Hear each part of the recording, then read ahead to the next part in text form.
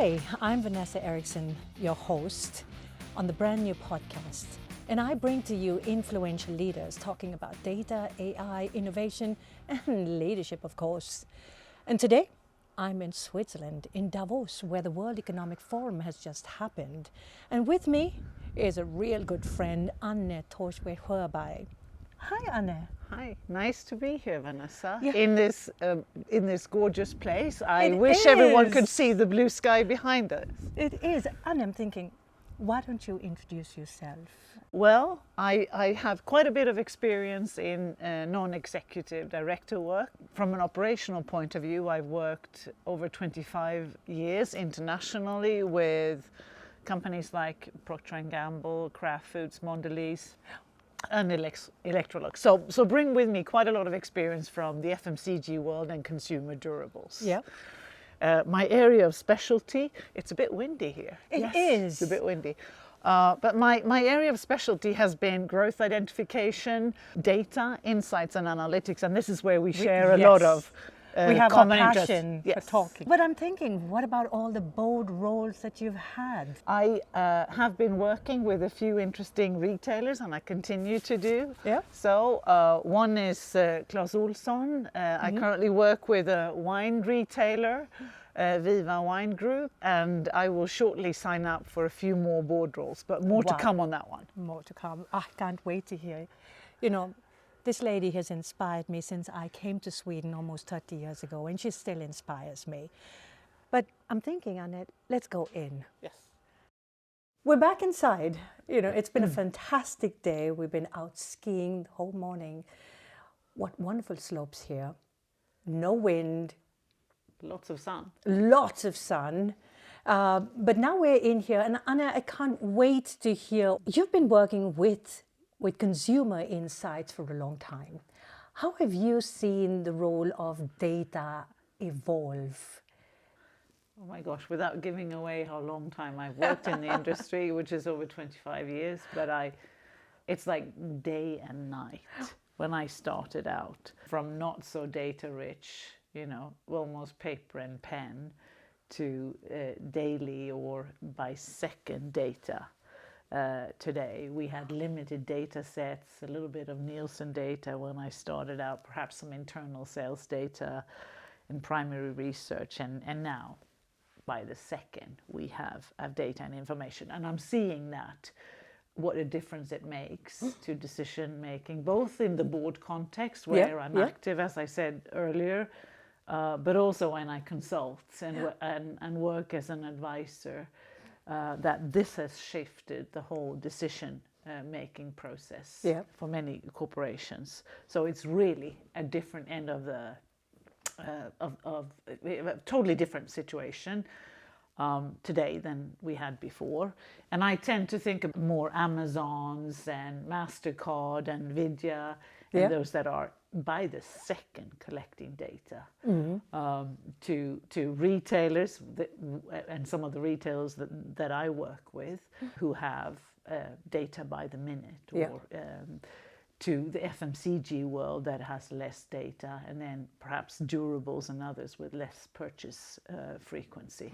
So everyone has a somewhat different situation, but for sure the data intensity and therefore the ability to get insights is a totally different situation than 25 years ago when I started. Yeah, what a change, right? Yeah, and it's fascinating, really. Yeah. But what about AI? I mean, what role does AI play in elevating these insights today? Well, I mean, the first thing to say is that AI is going to revolutionize how we work. It's going to be absolutely essential, helping decision making. But I also think that what we always have been doing in the insights industry, and that is an essential part, is understanding the underlying reason why things are. So asking why. Yeah. We don't always get that from those data-rich sources that we have today. And that's an important part, the qualitative part of why are things happening, or why are people making the decisions they are making. Yeah. And, from a commercial point of view or from a leader's perspective, it's about making the better decisions faster today. True. And that's where AI can do an awful lot in the future. Having said that, lots of data points can also stifle decision making. I think I told you previously in one of our interactions that when I worked in Asia Pacific years ago, we often had American leaders come in, American management. This was in the Kraft Foods days. And obviously they came from an American, more data-rich environment to a more data-poor. Everything is relative. Yeah. And decision-making wasn't necessarily better because we had more data points. So it's understanding the why behind the data point, taking a holistic view and making decisions from there, that I would say. So AI, for sure. Yes, very, very is the future. But then again, I mean, working with AI correctly is important. So, what are the biggest ethical considerations leaders should address when deploying AI-driven solutions, especially in consumer goods and in retail? What are your thoughts on that?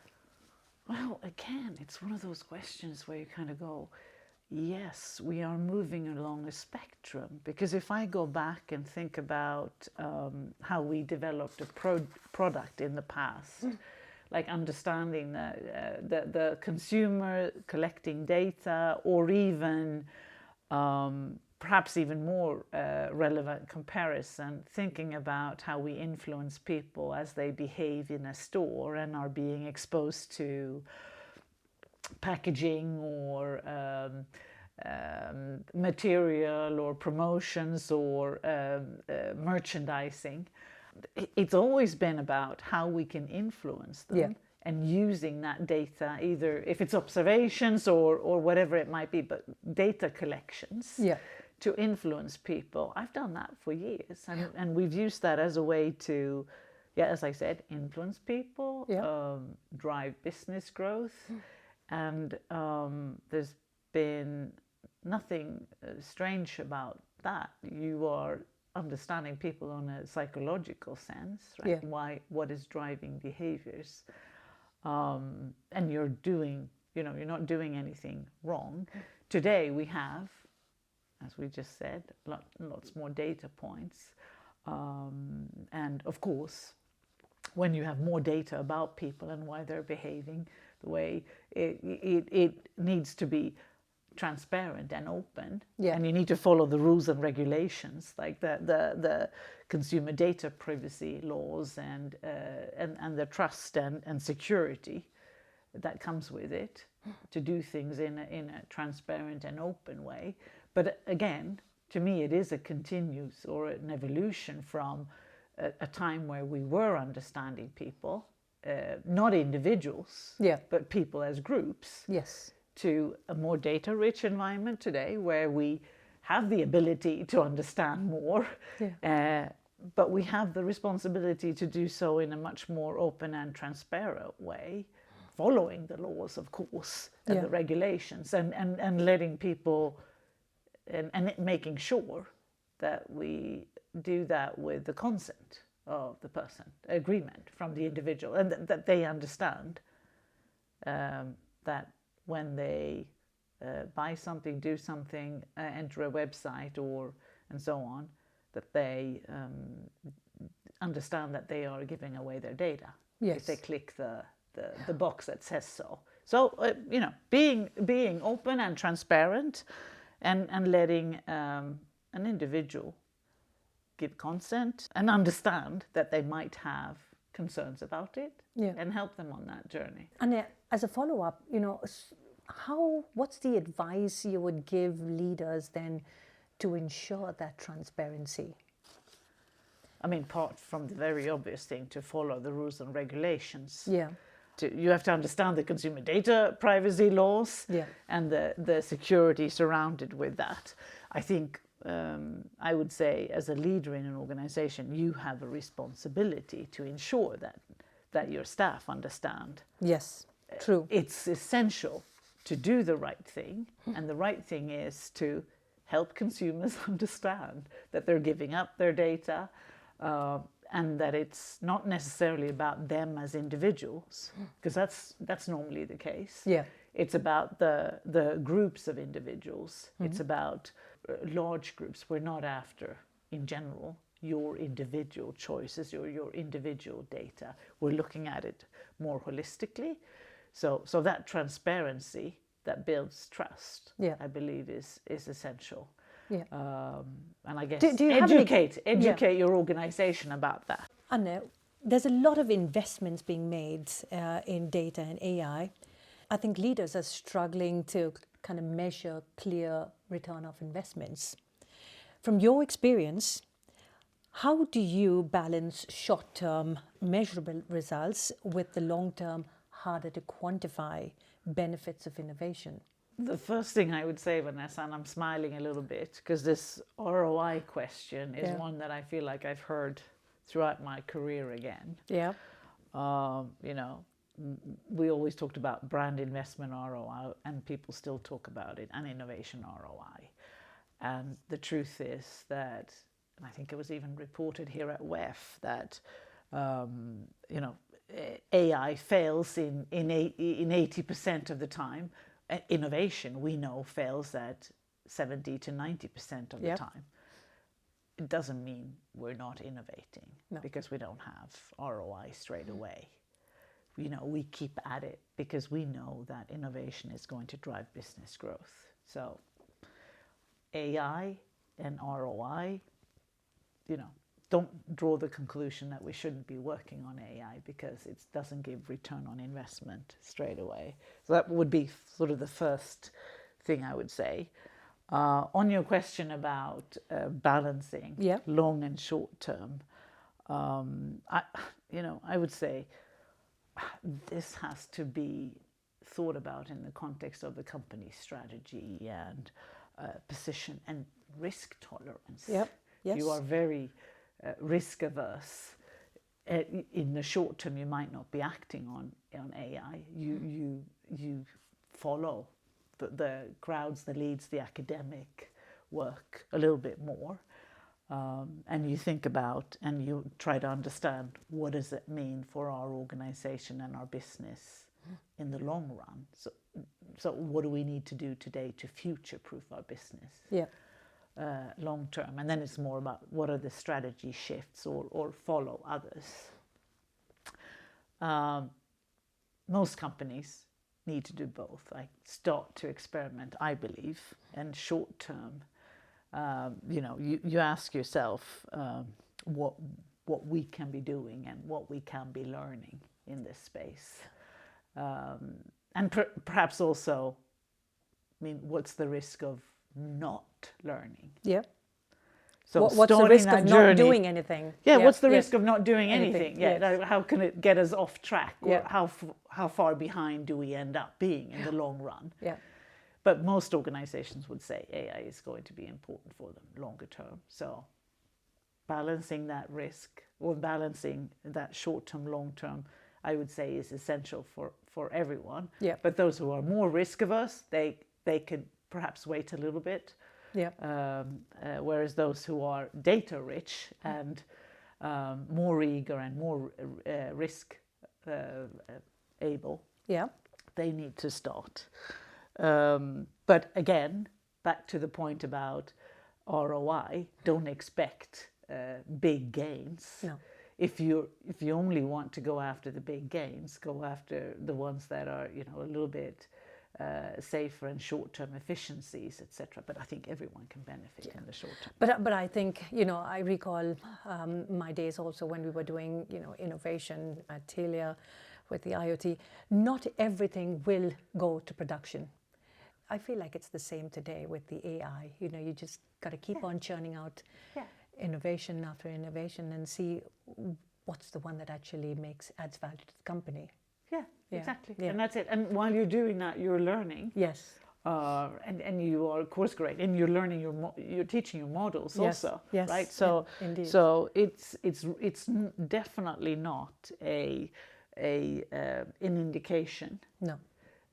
If we don't have ROI, today. It doesn't mean we should stop. We have to continue to learn. Agree. Now, you don't have to learn perhaps internally, depending on your industry, right? You're talking about a technical industry where the service is essential as part of the product offer. Other organizations will talk about ways of working or content production and so on. So it will vary a little bit, I think, depending on the industry you're in. Yeah, yes, absolutely. Is it survival mode or not for AI learning? Huh? But Anne, do you think that we are, too focused on the immediate return of investment at the cost of future growth? I think a lot of companies want it here and now, as you said. And you have to look at the journey of the company to say, what's the strategy to continue? But are you stifling growth then by focusing on here and now? If you are expecting ROI here and now and saying, we're not changing our long-term direction because we're not getting return on investment on the short-term initiatives that we are driving today, I think you're stifling the business. Yeah. Yes. Yes, absolutely. You need to look at the short-term gains as a way of learning, and you need to long-term set your strategy to say, what does it mean for our industry to be more AI-driven, and how important is it for us? Yeah. What can we gain? But like any long-term strategy, it's directional, and you learn and you course correct somewhat. Let's move on to emerging markets. I know it's a favorite topic of yours. How do you see data and AI transforming businesses in these regions compared to the more mature markets? Yes, you're right. It's a favorite topic. It is a favorite topic because I having spent 8 years in Asia and then so many years in global roles, having worked with Middle East and Asia Pacific and also Latin America, I love the drive and energy that a lot of these countries have, and I think for that very reason, they have drive, they are open to learn, they don't have and see any status loss in not invented here to the same extent that I think many of the Western world. Yeah.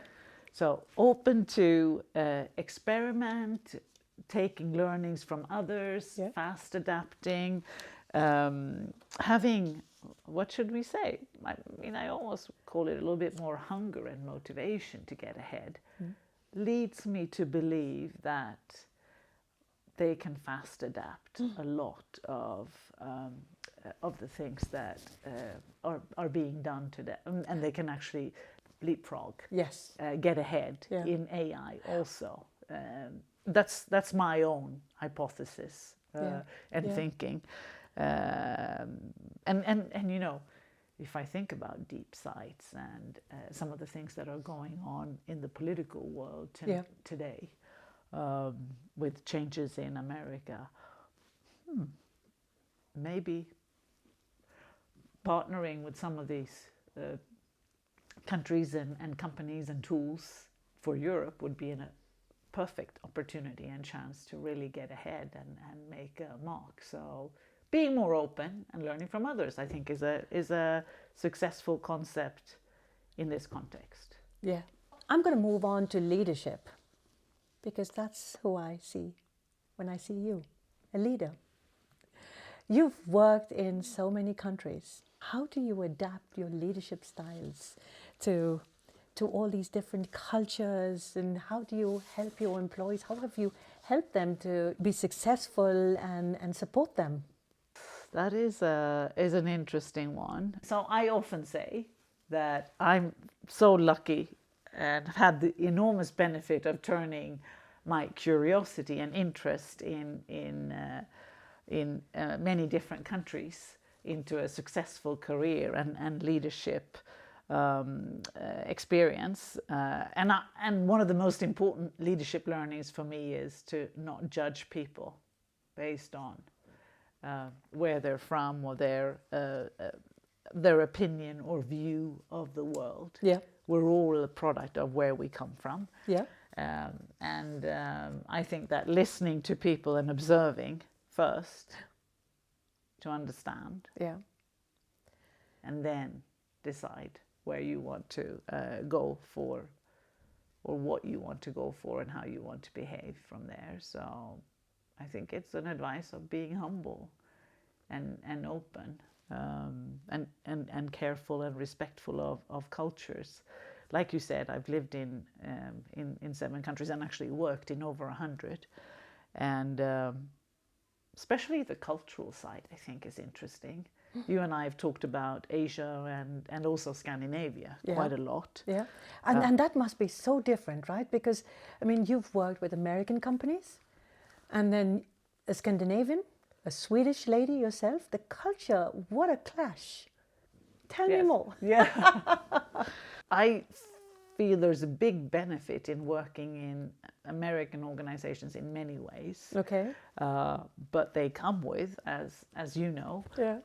with a lot of the, you need to be heard, you need to be taking a share of voice in a room, you need to speak up, be spaceful. Yes. Yeah. You know, if you don't say anything, you're nobody, that kind of thing, which totally clashes with the Asian style and way.